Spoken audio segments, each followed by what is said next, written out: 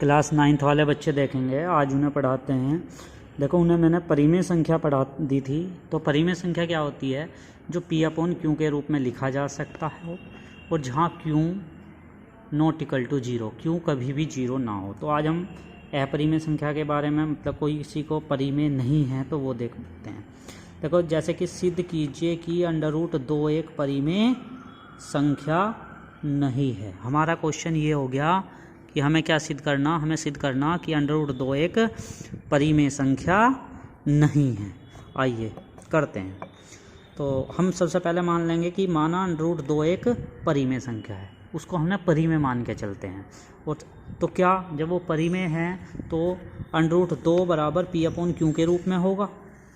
और जहाँ P और Q क्या होंगे? परस्पर अभाज्य पूर्णांक होंगे। अभाज्य का मतलब है जिसमें दोनों में कोई भी उभयनिष्ठ ना हो, कोई भी उसका गुणनखंड ना हो, दोनों में कोई भी संख्या उभयनिष्ठ ना हो, तो वे परस्पर क्या होते हैं? अभाज्य होते हैं। ठीक है, नेक्स्ट चलते हैं। 2, तो हमने क्या किया? दोनों ओर का वर्ग कर दिया। तो 2 बराबर क्या हो गया? P² अपॉन Q², या Q को इधर ले गए बराबर की साइड गुण मल्टीप्लाई में, तो हमारा 2Q² बराबर P² हो गया। इसको हमने इक्वेशन नंबर 1 मान ली। ठीक है, तो इक्वेशन नंबर 1 जब हमने इसको मान लिया, तो अब देखो हम इसमें करते हैं। जब हमने इसको ऐसा मान लिया इक्वेशन नंबर 1, अब इसके बाद हम 2Q² का एक गुणनखंड 2 हो गया। क्यों?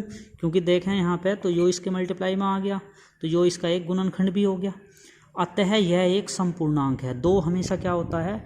संपूर्णांक होता है, तो वो संपूर्णांक हो गया क्योंकि 2 एक सम संख्या है। सभी समीकरण 1 से P² भी सम हो गया।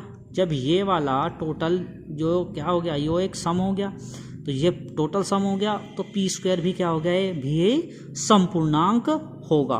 और हम जानते हैं कि P² तभी सम होगा जब P सम होगा। P² तो तब सम होगा जब P सम होगा। ठीक है, तो P भी सम होगा, तो आता है P बराबर 2 के, यानी कि 2 की फॉर्म में होगा। 2 गुना K का मान 1 2 3 4 कोई भी पूर्णांक होगा जहाँ K कोई पूर्णांक है। K का मतलब होता है 1 2 3 4, यानी कि K इक्वल टू पूर्णांक का मतलब है 1 2 3 4 कुछ भी होगा, यानी कि K की जगह 1 रखोगे तो 2 आ जाएगा, 2 रखोगे 4, 3 रखोगे 6, तो वो एक पूर्णांक होगा और सम होगा। तो हमें P का मान समीकरण 1 में रखेंगे पर P का मान हम समीकरण 1 क्या है? समीकरण 1 ये रही, इसमें रख देंगे। तो 2Q² बराबर 4K², या 2 से दोनों ओर डिवाइड कर दिया, तो हमने क्या हुआ? Q² बराबर 2K²। ठीक है, अब चूंकि 2K² एक संपूर्णांक है, हमने पहले ही बता रखा था कि 2K क्या है? एक संपूर्णांक है। तो हमारा यहाँ पे हमने बताया, तो हमारा क्या हो गया? 2K² भी एक संपूर्णांक हो गया। जब ये संपूर्णांक है तो ये भी होगा, तो इसका मतलब Q भी एक संपूर्णांक होगा। इस प्रकार हम देखते हैं कि P और Q दोनों ही संपूर्णांक आ गए। पहले हमने बता दिया था यहाँ पे कि P क्या है? P एक संपूर्णांक है, और यहाँ इस दूसरे नंबर से हमने बता दिया कि क्या है? जब ये एक संपूर्णांक है तो ये भी, तो इसका मतलब Q भी एक संपूर्णांक है। ठीक है, अर्थात उनका एक उभयनिष्ठ गुणनखंड 2 है। क्या है उनका एक उभयनिष्ठ गुणनखंड? 2 है। अर्थात P और Q क्या हो गया? परस्पर अभाज्य नहीं है। अभाज्य मैंने बताया था, अभाज्य वो होता है जिसमें कोई गुणनखंड ना हो। और यहाँ 2 क्या आ रहा? 2 P का भी गुणनखंड आ रहा। यहाँ पे देखो 2 P का भी गुणनखंड आया, और यहाँ पे 2 Q का भी गुणनखंड आया। तो 2 क्या हो गया? दोनों का एक उभयनिष्ठ गुणनखंड हो गया। अर्थात P और Q परस्पर अभाज्य नहीं है। P और Q दोनों क्या हो गए?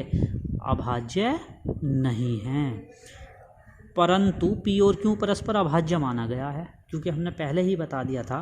देखें, सबसे पहले हमने जहाँ बताया था कि क्या बताया था? P और Q परस्पर अभाज्य पूर्णांक हैं, ये मैंने लिखा था।